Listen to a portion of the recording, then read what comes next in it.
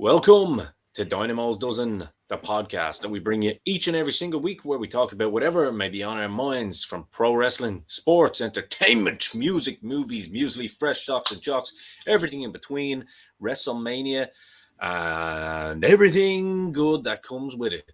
You are very welcome to our regular live show now with me, Ian the Dynamo Kelly, and of course, my trusted co host, friend, colleague, and yours, shopkeeper, Niall Hogan. Niall, we are in Mania season, baby. Mania season. This is the final road to WrestleMania 39 this weekend, April Fool's Day, the first day. And of course, we have to mention as well, Kenny Noble will be in Shore on Saturday, 2 to 4:30, signing copies of his fabulous book that he's released with original artwork that he did himself, The Greatest Show on Earth. So make sure you get yourselves down to Wrestling Mania this Saturday for that book signing, 2 to 4:30. Kenny's a great guy. You've seen him on the podcast. If you haven't watched it, links are in the description if you want to order the book, or DM us on Instagram to reserve your copy so you don't miss out. We'll also be doing a few giveaways that day. There might be a few mugs and hats and stuff to give away related to our podcast as well. But we'll see how it goes. But my friend, we've got a serious show tonight. We're going to round out the card for WrestleMania. Still a bit confused on the Hall of Fame, although we've had an announcement. Looks like we're going to be getting the Demon Finn Balor by the sounds of things. Yes. We're going to be talking John Moxley. We're going to be talking CM Punk. We're going to be talking about Becky Lynch's appearance on Tommy Tiernan's show, which has absolutely gone ballistic online. Write-ups in RSVP and all this kind of thing about it, that he was throwing shade at the business big time, and she had to wrestle back from. Yours truly called him out also. Absolutely. We are obviously disappointed. You're going to be talking about Fury versus Usyk being called off. But not to dampen your boxing spirits, I have a lineup for you this Saturday, a boxing event from Milwaukee, Wisconsin, that's going to dry those tears off from not getting Fury and Usyk. Well, you see this lineup that we have. And we'll have all the latest wrestling news on top of that, if that wasn't enough. And we'll also be taking a look back at the week in wrestling history, notable birthdays, all that kind of good stuff. So plenty to get through. So we'll kick it off and we'll start with WrestleMania. The only thing from last week that's obviously been defined, obviously we got our tag match with the Usos and Sami Zayn and Kevin Owens. Obviously Mysterio and Dominic is now being confirmed as well.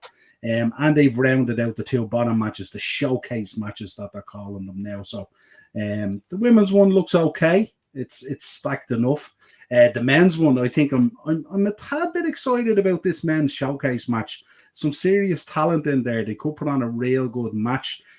So don't write it off potentially as a filler or an appearance bonus match or whatever you want to call it. Some good talent. I'm writing it off as that. You're writing it off at your peril. You got the Street Profits, you got Ricochet in there, you got the Viking Raiders, you got all these guys in there. They're sure to put on a good match. Let's take a few comments before we get into it, and then we'll discuss the Hall of Fame, obviously. But that basically rounds out your WrestleMania card. That's your 13 matches with Miz as the host. I don't think anything else is going to be added. I don't think there's any more appearances. Looks like it's going to happen. Doesn't look like Bobby Lashley is going to be on the card unless it's a run-in or something like that. So, hard to know what else is going to come from, but certainly we didn't get Rock Roman and certainly various things like that, and it's a little bit light on the star power. They've dropped the ball with even getting Stone Cold in. He was raring to go, ready to go. I think somebody somewhere has dropped the ball majorly on this. Like, there's some standout matches, but for a 2-night card, I don't know. But maybe we'll just get better quality of matches and maybe longer matches. There you go. Absolutely. Eno's in the comments. A big happy birthday to his daughter Alison. It's her birthday today. So shout out to Alison. If you're watching the show, happy birthday. Hope dad and mum spoiled you and you had a big cake and all the good stuff like that. She's the big 7 today. Apparently, where does the time go? I had no idea. Happy birthday. A man that's never too far from controversy himself, Morris GP Productions podcast. Go check it out. Snitsky and everything in between. Even the gents just popping on to say, I have to do 2 shows. Kenny out, Stephen Kenny, not Kenny Noble. Nice. And Ian's back in. What's the crack, fellas? Looking great, Ian. That's what we want to hear. And the man who'll be in store, he's there in the chat. Can't wait to see everyone on Saturday. It's going to be a cracker. Really going to enjoy it. We'll have classic WrestleMania matches on the TVs as well and stuff like that, just to really set the mood and stuff like that. And Ian's there. I have a feeling that there's going to be a return at WrestleMania. Don't think so. Doesn't look like Anton is stacking up the show, really. Let's hope so. Yeah. We're praying. We're praying. Card is always subject to change. Ted's in the comments as well. Go check out Ted's channel as well. Heard Usyk versus Fury is happening on night 2 of Mania. Yeah, Logan Paul is guest referee or something, is it? Yeah, I heard Donald Trump and Vince McMahon are going to team up to face Big Joe Biden and Barack Obama as well. Lads, I'm telling you now, you don't have to worry about Usyk and Fury. When I give you the card that's coming to you this Saturday as well, you'll be flipping between Mania and this card. Trust me. For the boxing fans, of course. For the boxing viewers. Boxing fans and MMA fans will be very happy about this card. It's going to be cracking. Let's go into the Hall of Fame. Of course, the only one that's been announced since last week, Stacey Keibler. We knew they were in talks with her and it was going to be done. She's tweeted today she's absolutely ecstatic to be going in. And of course, we're happy for her. Remember, folks, don't ever give up on your dreams. This is how this one started. Thank you, Brett. She was in the crowd back in WCW back in the day. That's how her fandom started. And she's gone from there to there. She's a good taste. Yeah, absolutely. Just to let you know in the chat as well, folks, we're going to be asking you tonight, let us know what your favorite WrestleMania logo was and also your favorite WrestleMania entrance. We're going to be discussing that later and you're going to be quite disappointed at the top 5 that made the list that was put together, I think, between WWE and Snickers. So when you check out these top 5, I probably wouldn't have any of those 5. Maybe one makes my top 5, maybe. But the top 5 that's out there, nowhere near for me. So when you're in the chat, I want to know your favorite entrance at WrestleMania and your favorite WrestleMania logo. And we'll be bringing up the logos in a little bit as well. So where are we going to begin? I'm sure you want to begin with this because I know you were steaming about it.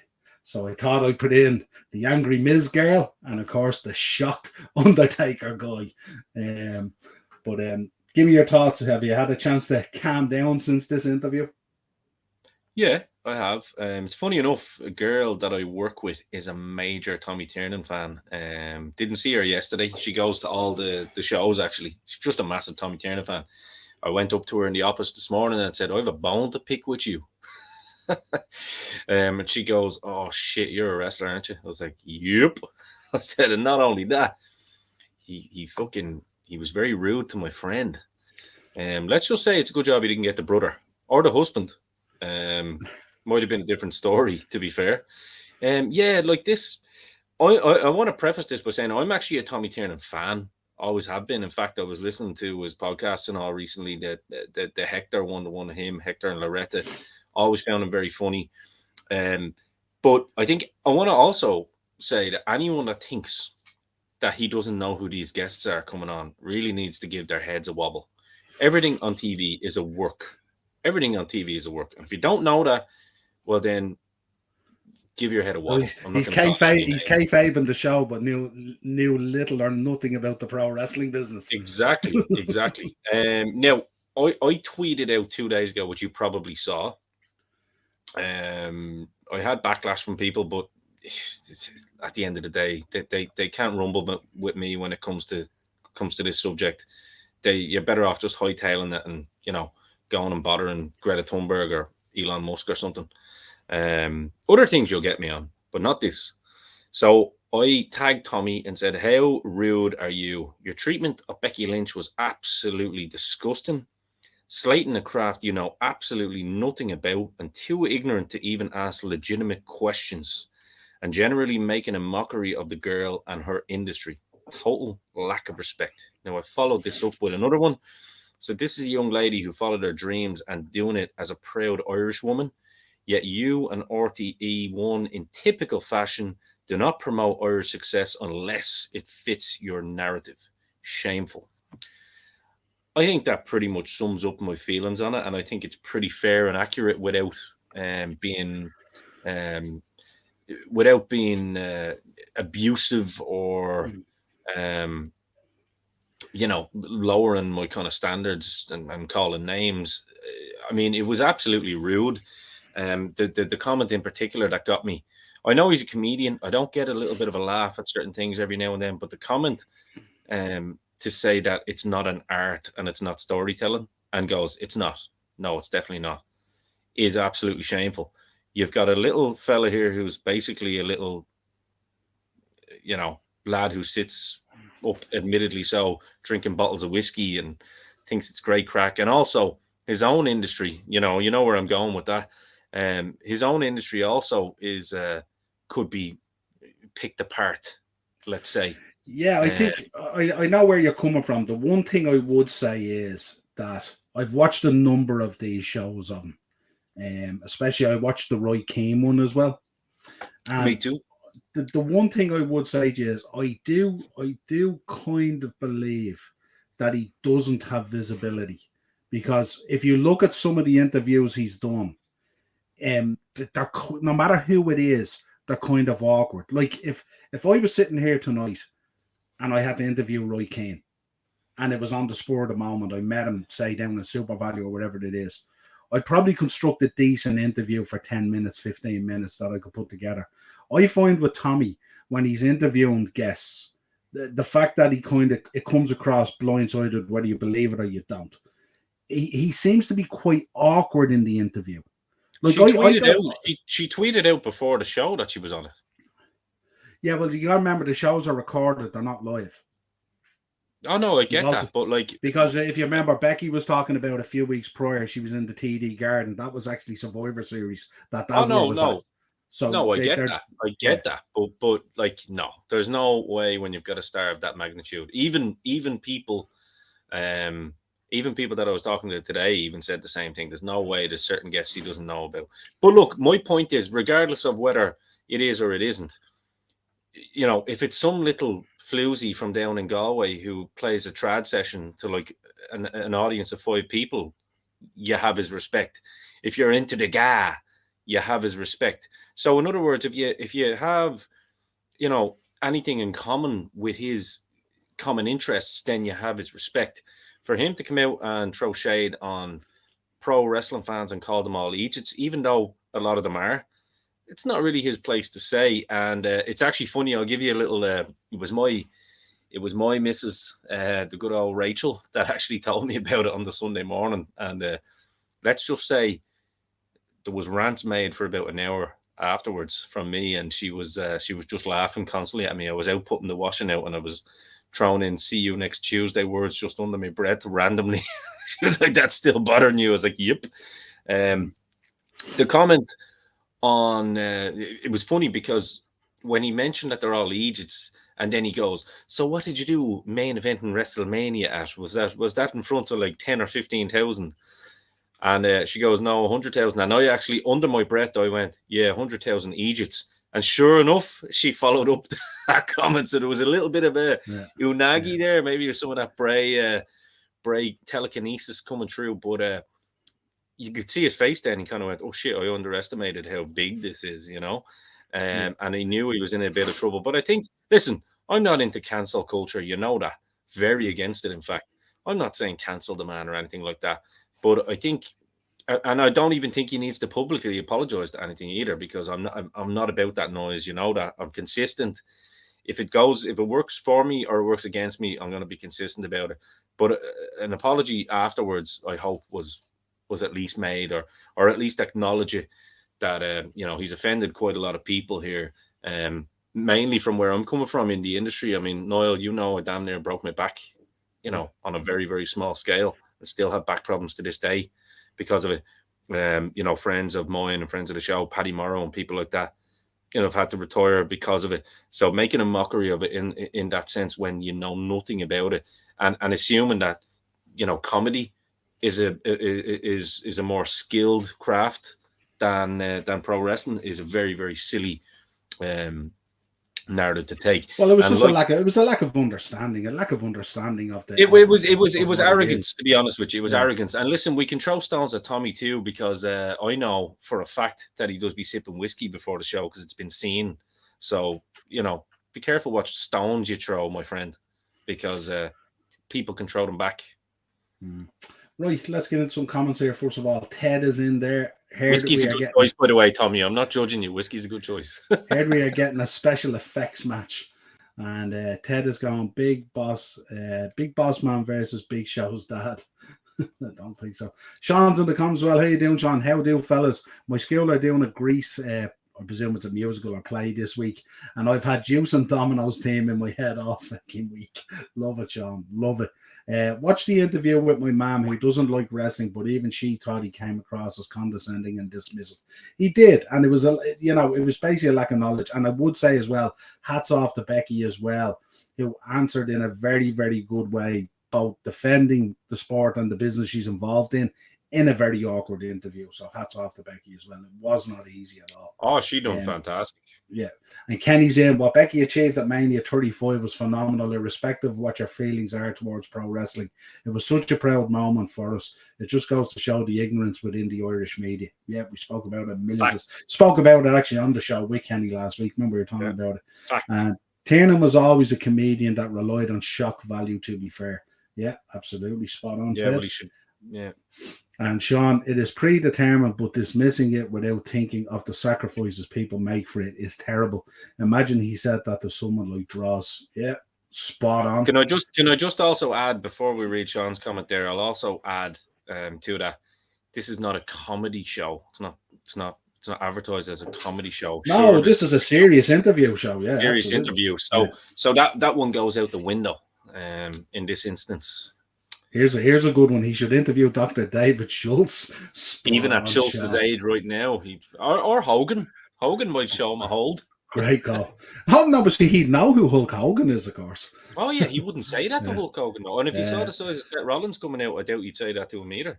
Ian is in getting all roiled up. Who in the hell does this idiot jackass think he is, disrespecting the wrestling business? Tommy who? Why doesn't he get in the ring? Yeah, interesting. Right, let's talk about this one today that we, our good friend Morris put me onto this one today. John Moxley appeared on his good wife Renee's podcast. The audio is out there at the moment. I don't think the YouTube has dropped yet, but if you want to see the audio, this is what he came out with today, and it's seems to be a lot of disgruntled members on the roster at AEW at the moment. And he goes, on the podcast, he said, I will say this, as an observer, it seems like I spent 8 years on the indies, did a couple of years in developmental, did 8 years in WWE. I have never seen so much bullshit drama in one place as in AEW in my entire effing life. John Moxley, the Sessions podcast.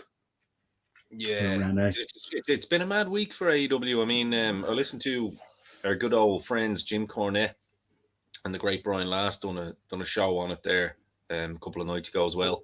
I'm sure we're going to get to the Punk stuff. But it feels like Punk and Moxley should maybe be, rather than button heads, actually, coinciding on this one.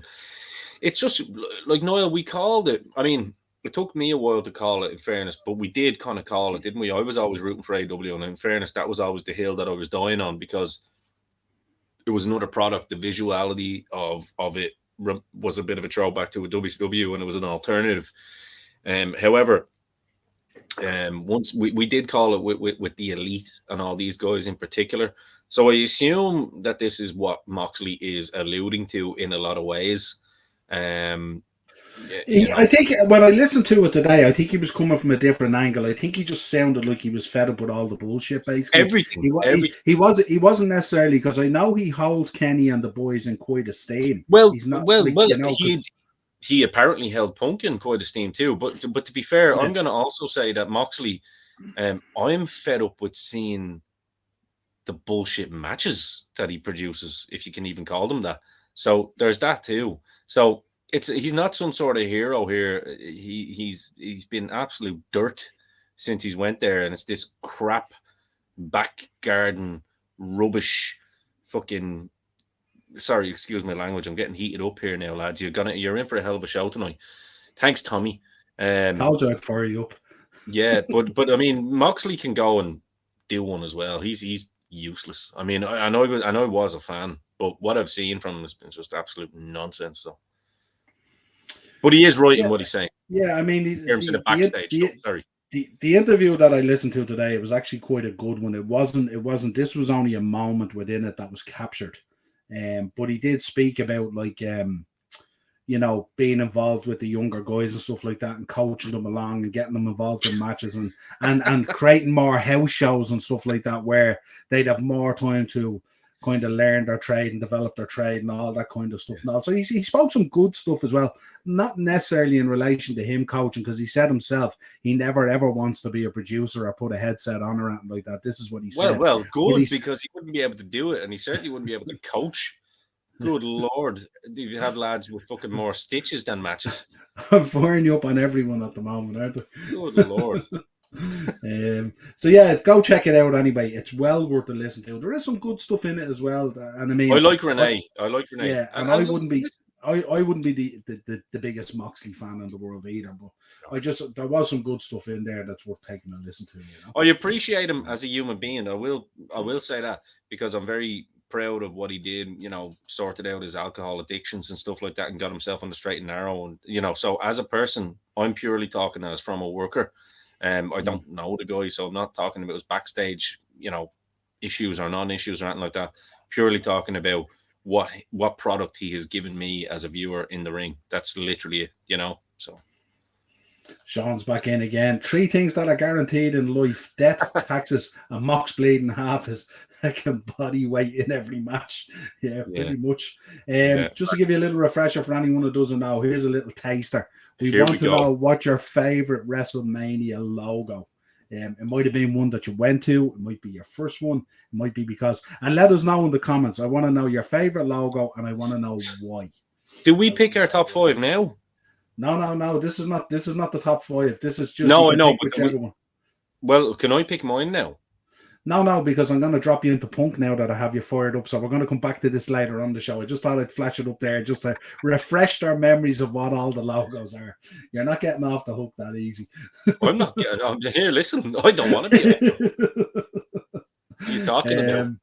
So this Instagram post, I believe it was, coming. I have to go full screen on this because the text is so kind of weird the way it's put together. But it basically, I can read it out if you want. Yeah, you read it out. Come on, he's your guy. He's your guy. Yeah. So, Soy, I wasn't cleared to come back to. And by the way, can we preface this also? This once again is all down to that absolute shithouse boom, Dave Meltzer. Because are you familiar with that? Yeah. The narrative behind it. Yeah. So just for anyone that doesn't know, Dave Meltzer with his little paywall, I can't believe people pay this moron still. Anyway, it is what it is. Look, at the end of the day, some people still don't worry, it's mentioned in there on it anyway, so you can't avoid it. Some people still think Joe Biden is of sane mind. So look, it is what it is. So basically, Dave Meltzer was talking shit again because he's not even the company spokesperson, he's the elite spokesperson. That's literally what it is, you know what I mean? And of course you've got Tony Khan, who just doesn't have a set of balls in him to actually speak up for all this, and literally Tony Khan is at fault for all of this as well, to be fair, because he hasn't managed his team. It's that simple. He hasn't managed his dressing room. But anyway, so here we go. Soy, I wasn't cleared to come back to wrestle yet. Then the plan was to wrestle at the pay-per-view. I sat and listened to Moxley's Rocky 3 idea. I explained how I'd never seen a Rocky movie. Now, me and Punk are a little bit at odds here on this.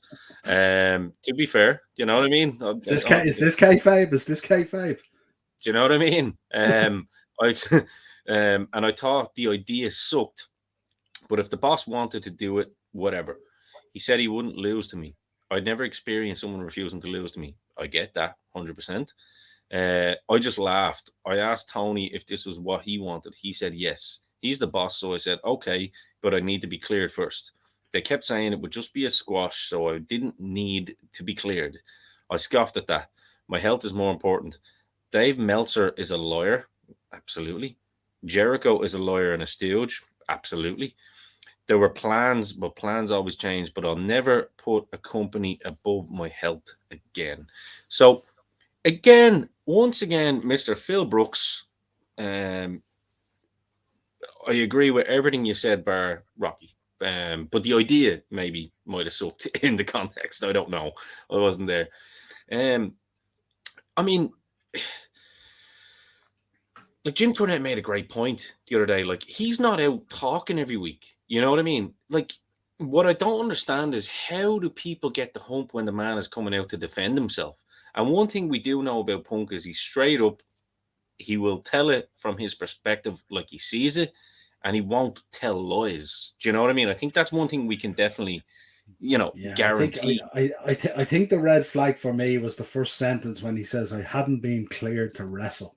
And straight away, I thought Ryback, I thought staph infections, I thought all sorts of stuff. And I was thinking, AEW haven't done their homework on this man at all. We know this business goes in cycles, but it certainly does, doesn't it? It really does, man. It's just ridiculous. And I mean, I get the feeling that it's not he doesn't really have a major hump with Moxley per se, because he did. I mean, this was all pre that main event. Don't forget, you know what I mean. So it was kind of. I assume he's alluding to the build up to that main event. Um, and to be fair, like that's okay, but the hump really comes from Meltzer and it comes from Jericho. I mean, I like you threw Jericho in there as well, but I'm getting that feeling as well. We all are. And listen, you're talking to someone, and you know this, Niall, a major Jericho fan here. And it doesn't mean I'm going to stop listening to his podcast or not appreciate what he does, but the guy has become such a fucking parody of himself, just in terms of his wrestling stuff. I mean, I love his views on things. His podcasts are great. I'm not saying he's a lawyer or a stooge because I don't know that, but I do get the feeling that he has the ability to politic, probably because he learned it from getting politicked himself. Monkey Oh, see, we monkey seen it do. once the executives went off and were suspended over the fight that broke out. Yeah, We ended up with a new executive very quickly who wanted to help yeah, out with the book and put guys over hundred and pick percent. up maybe a You know what I couple mean? more checks potentially. I'd say. So, so like Yeah, that's his beef with Jericho, and I get it as well. If Jericho's come out and said, Punk's a cancer to the locker room, what do you expect a man not to come back and bite back? Come on, like at the end of the day, it's. I just don't understand how people can have the hump with Punk here on this because it was like literally he was the star power in that whole show and still is. yeah. Um, but I still think it's all gonna come full circle, and you'll see him back there without a shadow. Without Tony has way too much money to lose. Smart money is on Punk being Yeah. back very very soon. Yeah, well, I definitely, I mean, as I said to you, once I read the first sentence, I didn't need to read anymore. I knew we were getting the Instagram pipe bomb. It didn't So need when you said to, when it opens with soy, yeah, when it opens with soy and I wasn't clear to wrestle. yeah, Classic stuff. Groundhog Um, Day. yeah, absolutely. Sean's coming in. He reckons WrestleMania 17 for the logo, I think. That's the one he's going with. And Kenny is That's a in good with a shout. nice one. WrestleMania 2, classic with some sexy 80s disco. Yeah, I loved that too, the way they did it with the lines and stuff like that. Real classic. Kenny's almost singing from the same hymn sheet as me, almost. Almost. And Ian's back in, of course, going ballistic at Tommy Boy, not happy at all, calling it fake and stuff. The one thing with Ian you don't do if you know Ian well enough, calling wrestling fake is a no-no, a big no-no. Yeah. Seems to be an Ian thing, doesn't it? And Sean, 38 clear simply for the Knoxville Zane match. He's a big All Johnny right, Sean. Knoxville fan. You fucking hazer. I like that. And Ian is back in it. And something tells me that this Tommy Boy, you're going down a Oh, dark it's the same. road of no return. He's still on the Tommy one. We moved on from the Tommy Boy at this stage now. He copy and pasted that comment. He already read that out. It's the same one, is it? He thinks I'm Yeah. missing them, maybe, does he? Yeah, so Don't worry, Ian. We've got you. We've got you. yeah, so it was an interesting reaction to it, wasn't it? Because we had kind of like we had people coming out, oh, the same old CM Punk again, here we go again, kind of thing. And then it was like, yeah, they were asking him to work injured. Yeah. But I definitely didn't believe the Rocky thing. I mean, his history with Ring of Honor in Philadelphia and all. Don't tell me you've never ran up those steps or got your picture with that statue and looked into it. I ain't buying that on any level, but yeah, No, good stuff. 100%. Let's go to where am I going to go next? Let me see. Don't forget, folks, let us know your entrances as well. What's your favorite entrance at WrestleMania? Have a think about it. We're going to be going through that as well. And then I'll flash up what the top 5 was that came out. And you're going to be shocked because they're not great at all. They're quite disappointing. Well, my favorite entrance, I'll just say it off the bat, is Brett coming out at WrestleMania 10 with the limp to go and beat Yoko for the title. There you go. Okay, just straight up, not too extravagant, just straight up. He's coming to fight. You know what I mean? Oh, I noticed what Ian changed in his. He copy and pasted it, but instead of putting a full stop on the one at 8:30, he put an exclamation mark just to make sure we absolutely know it. Good man, Eno. Absolutely, good man, Eno. That's what we like to see. Grammarly for everyone else. Very much so. Couple of quick news articles we'll go through, and then we get into talking about our logos and our entrances, and then we'll do a bit of boxing, and then we'll get through pretty quick. Interesting one. We had it in the thumbnail, of course, the Undertaker and the streak. Always a contentious conversation about the streak and stuff like that. But Kurt Angle came out this week, and he thinks the Undertaker should have been undefeated forever at WWE WrestleMania. That he should have never dropped the streak. Thoughts? You'd have to agree with the man, would you? Yeah, and I mean, if it's coming from Kurt Angle, I tend to agree with him anyway. You know. Now, I want to ask you this as a side number: do you agree that it should have been undefeated, or do you agree that maybe dropping the streak could have been done in a better way, choosing a more not worthy opponent, but an opponent that could have ran with it and done more with it? If it had meant more, because it's not like you're putting over Brock because he's already over. Yeah. If he was ever going to drop the streak, actually, funny enough, we've just been mentioning the man. Punk would have been the right one, you know, at the time when he was red hot. You know what I mean? And it didn't have to be clean. Could have been a hook by crook situation. Yeah. Or else he could have had like a final run with the title kind of deal. And then maybe dropped it to Reigns, where you're really pushing Reigns then as the guy. So I think it probably should have been done in a more meaningful way, where you were actually putting someone over and really putting them on the map as your guy. You'd probably still see Punk there to this day if that had happened, to be fair. Or, at that time, it probably would have just, Reigns was always going to get there, but hindsight's wonderful, isn't it? Yeah. We didn't know that at the time, so I think that would have been the right way to do it, or not do it at all, personally. Sean's back in as well. I know we're being positive about Mania. Well, we're not all being positive about Mania. There's some aspects of it that we're clutching to, but certainly it hasn't hit the note for me now. Sean, don't be giving us more. Don't be giving us more work. Worst Mania matches. Yeah. Worst Mania matches. Yeah. That'd be a show in and of itself. But a good show. Maybe we can do that. Well, I mean, we're already talking about it. Could you go any further than Reigns and Undertaker? What a shit show that was. Fair point. There you go. We put it out there just as one. Maybe not the. Kenny, I'll chat to you about the streak on Saturday. There's not enough characters allowed on the chat to send out my discontent. So you're happy with it, Kenny? Yeah? Awesome. And Ted is in as well. I think it needed to be dropped eventually, but to a young Orton-like star, yeah. Do you know, my pick for it at the time was Edge at 24. Now, I didn't know that Edge would have to retire later on and stuff like that because of the neck issues, and then obviously have the surgery and come back and stuff like that. But I thought Edge at that time on 24, he was at his peak rated R and all that kind of stuff. Well, we're essentially all in agreement. But I mean, so. that's why I said Punk would have been a great show, because that was where he was in his head with the whole urn after Paul Bear passing away and stuff like so. Don't read the next comment. Hopefully Balor puts Edge over. We're going to be talking about that. Before we get into that, actually, I have a nice one for you, and I know Ted will appreciate this, and Greg from On The Slab as well. I caught this image today off Twitter from, I think the name of the place is something Designs. I'll give them props in the description anyway, but I thought that's cool. Isn't that awesome? How awesome is that?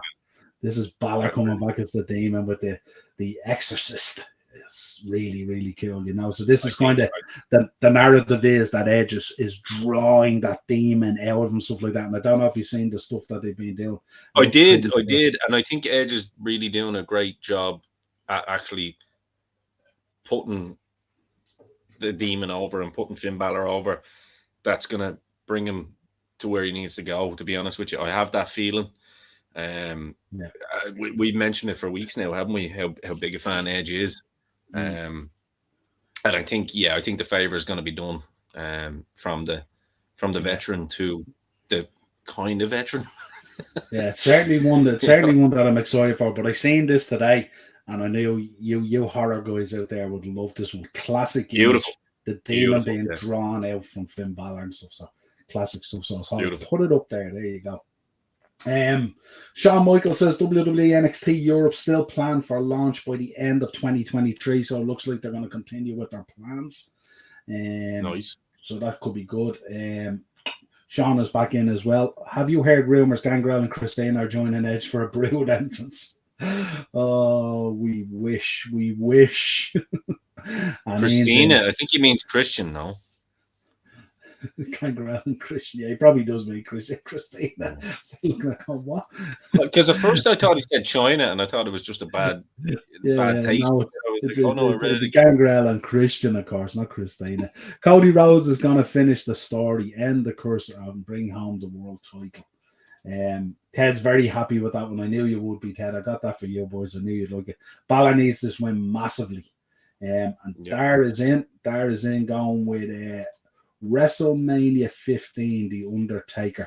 That's your favorite entrance, I presume. Yeah.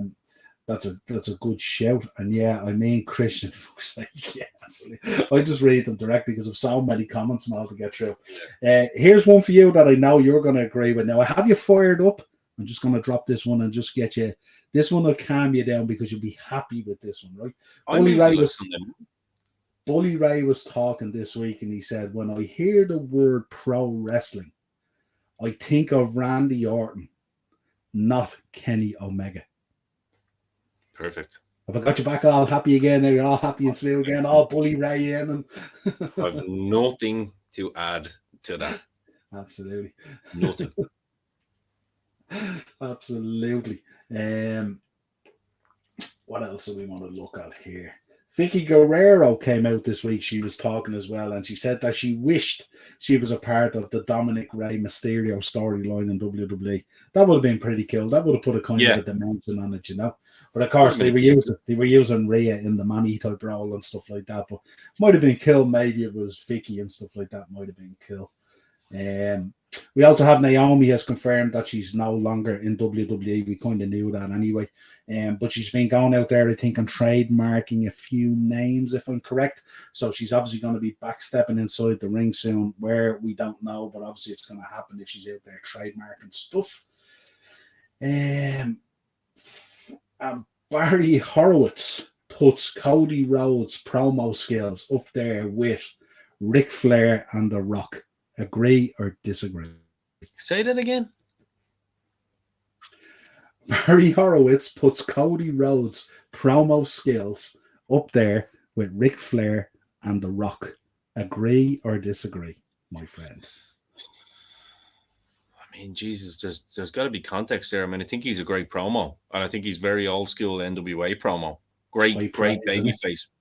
Great baby face promo. I could see where he's coming from, if I'm being honest. Whether I agree that he's as good as those guys or not, like, you know, that's open to discussion. But I mean, good Lord, he knows how to fire people up as a babyface. I gotta say, he's very, very good. Yeah. So Sean's in. How do you ruin the finish of Cody and Roman? You don't. Very simply. If you want to, what you do is you have Roman win and then drop the belts on Raw when it's kind of a little less significant. Or what you could do is you could have Roman just winning if he's not going away or something like that. Or I don't know. I don't Yeah, know. It's going to be very hard to ruin it, isn't it? Because Roman's at the top of his game, Cody's at the top of his game. We kind of know what way this is going. A lot of stuff is being leaked out as the Roman taking time off and stuff like that. So it's kind of fairly obvious the way it's going yeah. to go. But it'll be intriguing to see the way they do it. Mm-hmm. And my man Grennan is in. How are you? Hey lads, coming in Mark, late to this Austin's entrance at WrestleMania 13 against Brett with the glass breaking. Love it. Yeah, it's absolutely it's good show. pinnacle, isn't it? Pinnacle stuff. Yeah, absolutely great stuff. And Ted's in. Barry must be taking some serious Colombian bam bam. I don't know. I don't Absolutely. know. I don't know, Ted. No, Like I'm not. you can see the shades of both there, can't you? You can see the shades Yeah, of both, but it's he's a classic NWA promo, is what he is, and he knows how to get the fans fired up, and he's done it. To be fair, he's got over as a baby face, and he's very good. His timing is very good. Like he's good. He's good. I mean, can't say that he's at the level of those guys because he's not been at the top for as long as those guys. But you know, yeah, I think he's fantastic. I don't. That's not me advocating that he's a better promo than either of those guys. Just remember. Ian's back in WWE. Give Oh, us Fergal fuck off, Devitt Ian, back. will you? Just can't take the Finn Balor serious. Fergal Devitt is boss hands down. This is where I put my Tommy Tiernan hat on now here and go, Ian, are they not the same person? Yeah. Jesus Christ, Ian, what are you talking about? Yeah. And Ted's in. Not saying he's bad. He's just not their level. Yeah, no, and that's fair. And I mean, look, Yeah. not too many people reach the level of Nature Boy or The Rock, in No. fairness. Right, let's talk about this. You were quite unhappy with this, and you were vocal with me during the week about it. You were not happy with one Tyson Fury in relation to this. Give me your thoughts quickly, and then I will share with you some good news that will cheer you up in terms of boxing. Well, he's just dodging. It's a Tyson Fury dodge game. Like it's 70-30 split, no problem. Usyk says yeah, and he's called his bluff, and now he's going and then rematch. I mean, he called and said, "Well, give me the same for the rematch clause when I beat you." Fury just wants to be. He's a fraud, basically. He's had everyone duped, and the gimmick is up now.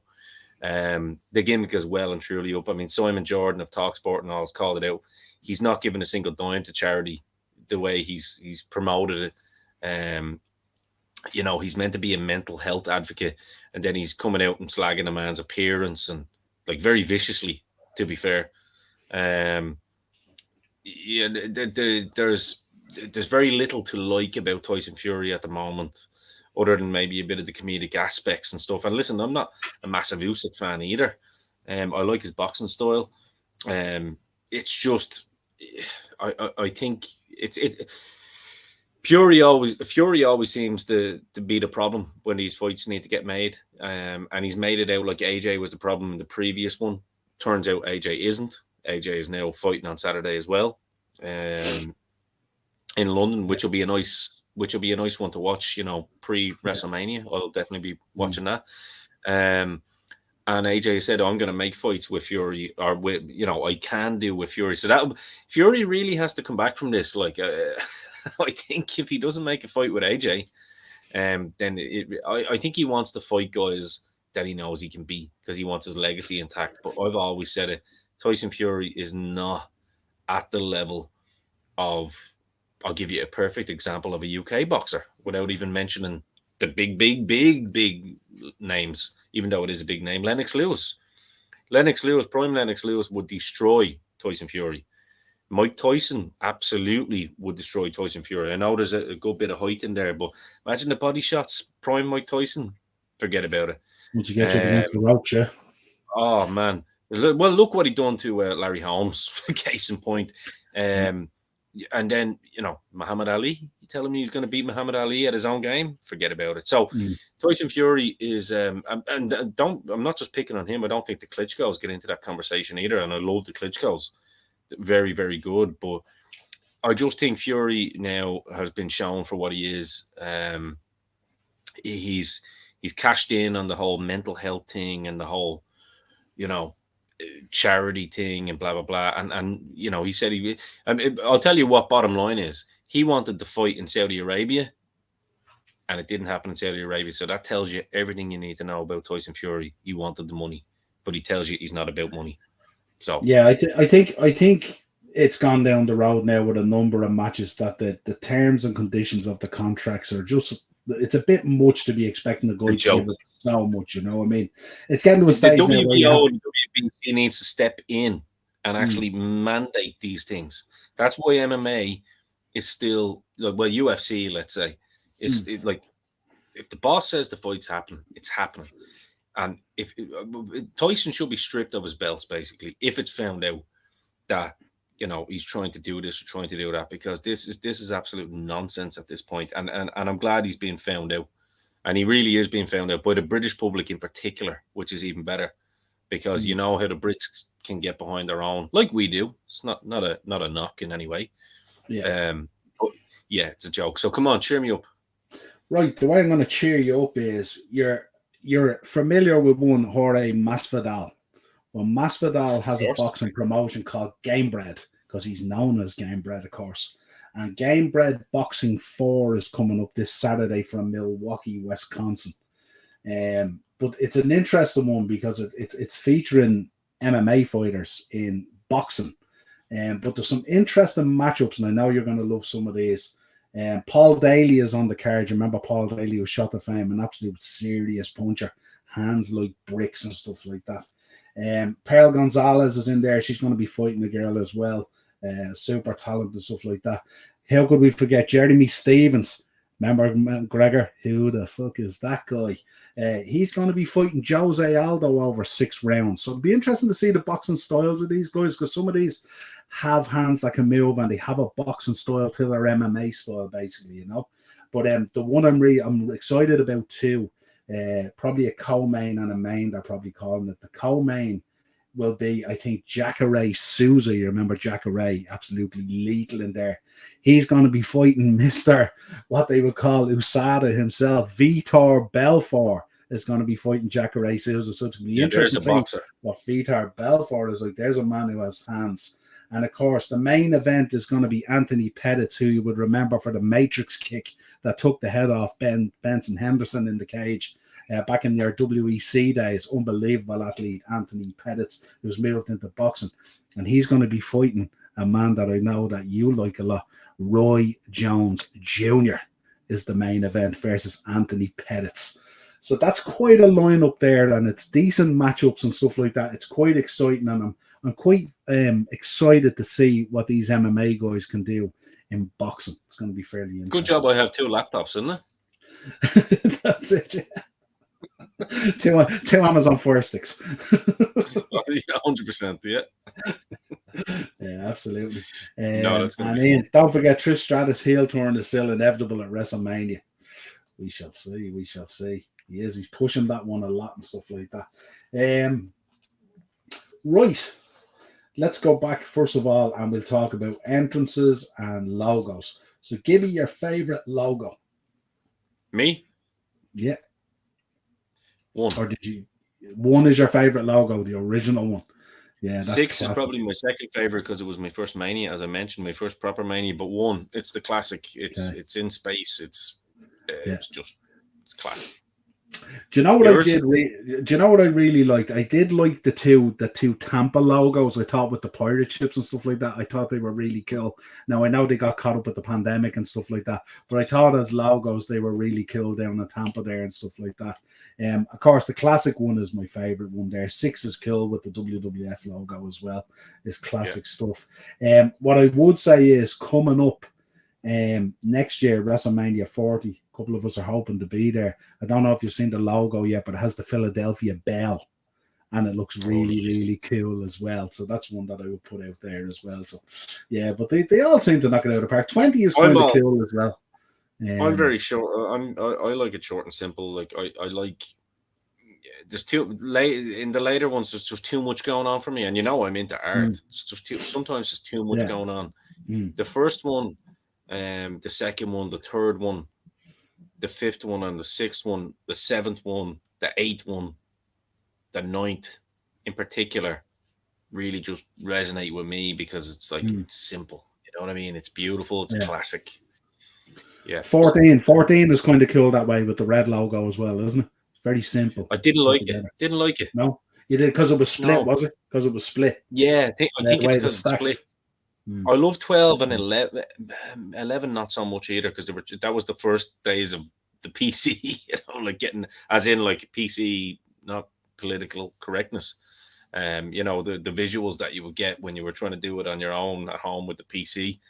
I love the simple ones. I think just looking at it there, the 25th one looks kind of nice. Yeah, but the star, the Texas one, Texas, that looks nice. But yeah, I think when they start changing a bit, but look, that's my choices anyway. Yeah, the New York one is kind of cool as well with the buildings and the Statue of Liberty and stuff like that. Yeah, that's not too bad. It's not too bad. It's not too bad. Some good ones there though, but yeah, absolutely. Where we go, some more comments. Kenny is going in. Taker's entrance at 20. Yeah, absolutely. Classic stuff. Much better than the one they put in. I'm going to flash up the 5 that they put in now in a minute. Give us your favourite entrance. You're still sticking with the Brett one, is it? No, probably. Yeah, like not the 14. He's sharing your ideas, simple and stuff like that. Yeah, probably. Do you know what? Probably. Favorite entrance is probably Hogan at Mania 6. Yeah, great shout. Because we had the Power of the Warriors entrance, which was just a run, which was beautiful, and it just felt like a big fight. This means something. So yeah, Hogan at WrestleMania 6. Yeah, it's a good show. I looked at this about my favorite entrance, and I was or Hogan at Mania 3, maybe between those two. Yep, 3 was pretty good. Yeah, absolutely. So iconic. But the one that I picked out, and it only works if you use both of them. But it was not because I was at it either. But Mania 25, I thought the heaven and hell concept between Taker and Shawn Michaels, I thought was really, really cool. See, you're about the visual. I get it, and I get that. Like, I think that's a good show. Like, you're not wrong. No one's wrong. But yeah, I think for me, I'm just all about that simplicity and big fight feel. Like Hogan coming out at WrestleMania 3, and actually Hogan coming out at most of them. Like, say 3, 5, and 6 in particular, and you know what, even 8 when he came out to face Sid Vicious at the time. They always it had that big fight feel. The fucking, excuse my French, just the it's just same with Stone Cold. Like, Stone Cold had that simple entrance, glass breaking, walking down, ready for a fight. I'm actually not all about the mad visuals, and that's why I love Brett's entrances so much. It was just leather jacket, shades on. Let's get into this. I thought as well. I did pop huge as well for Triple H's first King of Kings one at Mania 22. I thought was really cool when he came up on the throne. I thought that was awesome as well. Yeah, that's what I'm saying. You're about those visuals where, like, they don't really do anything for me personally, and I suppose that's what makes. That's what makes wrestling for everyone, doesn't it? But do you know what it did for me when I seen the entrance? Like, the first thing I thought was, "There's no way Cena's going over here now." Not after that entrance, and then Cena, of course, went over. Yeah. Awesome. Acers was in. He said, "Yeah, Michael's God entrance is awesome. The one where he comes down from heaven. It's just such a unbelievable." Ted in, but I'll always love the Shield entrance at 30 as it went right by me. Yeah, absolutely. Shield entrance was cool as well, coming down from the. That's cool as well because he was there in New Orleans as well. So I get that. Absolutely. You know what I mean? Yeah, and Stone Cold Steve Austin. Yeah, he always has great entrances. Kenny, great call with Hogan. Once you hear Real American, the chills appear. Yeah, absolutely. Yes, sir. And ignore the next one again. Scott McTominay 2-0 up against Spain. He's definitely trolling, don't mind him. Yeah, absolutely. Right, will we go back and do a little bit of history, and then we'll do some notable birthdays? Let's do that before we finish up. Yeah. We've crammed it in tonight. We certainly have. 1988, we start off with the very first Clash of Champions event from Jim Crockett Promotions aired on free TV in the States from Greensboro, North Carolina. Sting versus Ric Flair, 45-minute match to a draw, was incredible. How could we forget it? And of course, this week as well, 1988. Of course, a lot of these will be kind of WrestleManias and stuff like that. It's the week that's in it. 1988, WrestleMania 4 took place in Atlantic City Convention Hall and was referred to on air during the live broadcast, of course, as Trump Plaza. And thanks to my man, Big Donald Trump, Trump Plaza. Yep. And of course, 1999, WWF WrestleMania 15 was held at the First Union Center, now called the Wells Fargo Center in Philadelphia. I was there for the Royal Rumble. Unbelievable. In Philadelphia, Pennsylvania, in front of 20,276. Remember those WrestleManias? I was at 22. 22, there was only like 17,000 at it. It was in the Allstate Arena. I think where they held, was it All Out or All In, whatever it was called, whichever ones it was, exact same stadium. I love these old names of the First Union Center, now called the Wells Fargo, of course. Back in 2000, then, at a SmackDown taping in San Antonio, Texas, Stephanie McMahon became the WWF Women's Champion after defeating Jacqueline. Jacqueline's a lovely girl. I met her in the WWE World in New York one night. I was there while we were in New York, and she was there. I had a chat with her. She was fantastic. 1979, the Worldwide Wrestling Federation, WWF, officially rebranded as the World Wrestling Federation, WWF. So get the W out. If you can remember, it was get the F out. They got the W out in 1979. 1987, WrestleMania 3 was held at the Pontiac Silverdome in Michigan. Of course, how could we forget? Some would say 93,000. Some would say 73,000, but sure, we won't split hairs over 20,000. Who are you to doubt, El Dandy? Absolutely. But yeah, it is a shame. I've said it before. All these buildings that are crumbling and falling apart and stuff like that. It's a real shame the way they're going. 2013, we lost Reed. This week we lost Reed Flair, if you remember. The son of Ric Flair and sister and brother of Charlotte Flair, was found dead at the age of 25 following an accidental drug overdose. So, of course, this is always a tough week, brings back memories and stuff like that. So, thoughts go out to the Flair family, of course. Yeah. And he was, if I remember rightly, he's the reason that Charlotte got into the business as well, isn't it? He was the motivation for her getting in and stuff like that and all, if I remember right. 2003, WrestleMania 19 took place. Safeco Fields in Seattle. How could we forget it? What a setting for WrestleMania. This is what we're talking about. In Seattle, Washington, the event is considered one of the greatest WrestleManias of all time and was headlined by Brock Lesnar defeating Kurt Angle for the WWE Championship. How could we forget it? So many great matches on that card. No less that one there. 2008, WrestleMania 24 took place at the Citrus Bowl in Orlando, Florida. How could I forget this? I was in the crowd. I was sitting there. Me and my good buddy Haku was watching WrestleMania 24. The monumental event, of course, saw Ric Flair take part in, of course, the career match with Shawn Michaels. And how emotional did that get? How could we forget it? I'm sorry, I love you. Those words being spoken. 1985, the very first WrestleMania took place in Madison Square Garden in front of 19,121 people. The tagline for the event was the greatest wrestling event of all time, which kind of ties in nicely with Kenny's book, The Greatest Show on Earth. What more can we say? Brilliant Absolutely. stuff.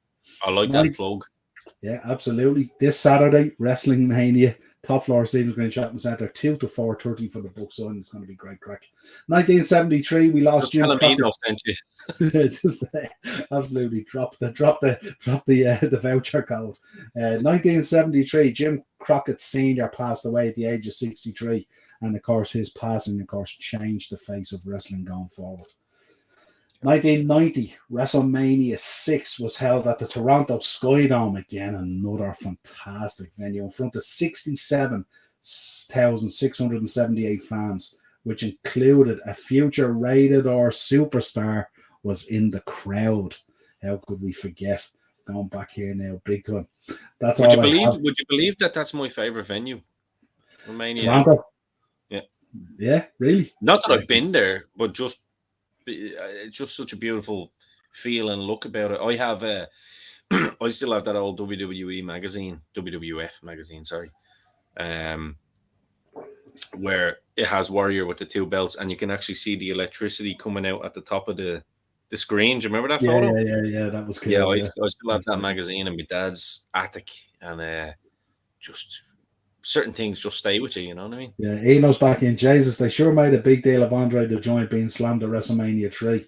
Tell you, I don't know if you've ever tried to pick up a man 500 plus pounds and tried to slam him, you might have a better. I doubt you could pick up his coffin and do it. Absolutely. Some notable birthdays we'll finish out with, of course, because it's been a Yeah. great show. We've got through so much content already, and we're just on the hour. So, SoCal Val, of course, 1986 celebrates her birthday this week. Charlie Huss, 1972, shares his year with me. Shout out to Charlie Huss. Kenta Kobashi. How could we forget Kenta Kobashi? What a man. Some of those shows that he did and matches he had. 1967. Of course, 1973, we remember, of course, it's Mania week, the great Umaga, Edward Fatu, who sadly passed away, but his birthday is this week. And a man that I met last year, 1962, doesn't look a day of it at all, the Warlord. Had a great chat with him last year at WrestleCon. What a man, he's absolutely Love the super. Warlord. And a man that Morris likes an awful lot, 1956, Danny Davis. How could we forget about Danny Davis? 1958, Mr. Perfect Kurt Hennig celebrates his birthday this week. And the Freebird himself, 1959, Michael P.S. Hayes. Nice. 1983, the man who showed us there's a different way to wrestle on one leg, Zach Gowen, celebrates his birthday this week. And 1958, Mr. IRS himself, Mike Rotundo. And then I'm going to round it out with one that I used to really love. 1945, SD Jones himself, Special Delivery Jones. How could we forget him as well? Brilliant. That's our notable birthdays for this week. So, what a show. Brilliant. What a show. I think we've got people's, if they weren't already, we've whet people's appetites for this coming here Mania. Harley Race, Kamala. Oh. There's two names that slammed the Giant. Yeah, but he was lighter back then, Ian. That's what I'm saying. Yeah. And you still can't slam the coffin. Yeah. That's what I'm saying to you. He was lighter and less cantankerous, I would say. Yeah. He could also do drop kicks and jump off the top rope, believe it or not. Yeah. So there you go. Most of his weight was in his hair. Yeah. Yeah, that beautiful French fro going on. Absolutely. So you look great with a mask. Absolutely. Well, look, that has been your WrestleMania week show. It's been an absolute pleasure. The comments just seem to be getting better and better each and every week. It's great to have the support. Do remember, guys and girls, please do. Yeah, thank you, Kenny. Great show, lads. Really enjoyed it. See you on Saturday. Absolutely, Kenny. I won't make it on Saturday, my brother, but I'll get Niall to keep a copy of the book aside for me. I might even try and pop up to him over the next couple of days when I'm in town and just make sure that you get paid, my brother.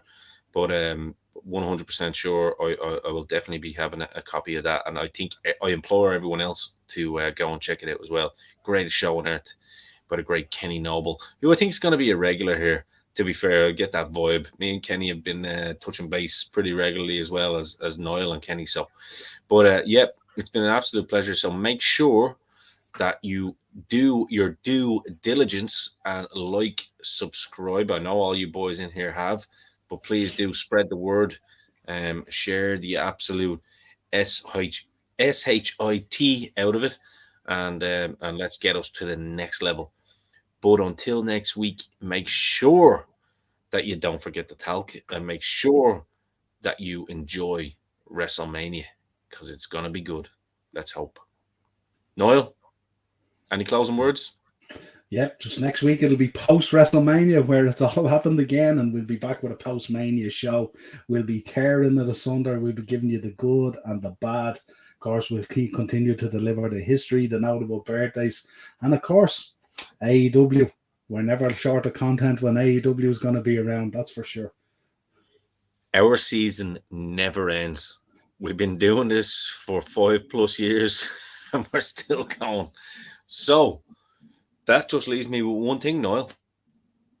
Until next week, for me, Ian the Dynamo Kelly, for Niall the Shopkeeper Hogan, we are over and out.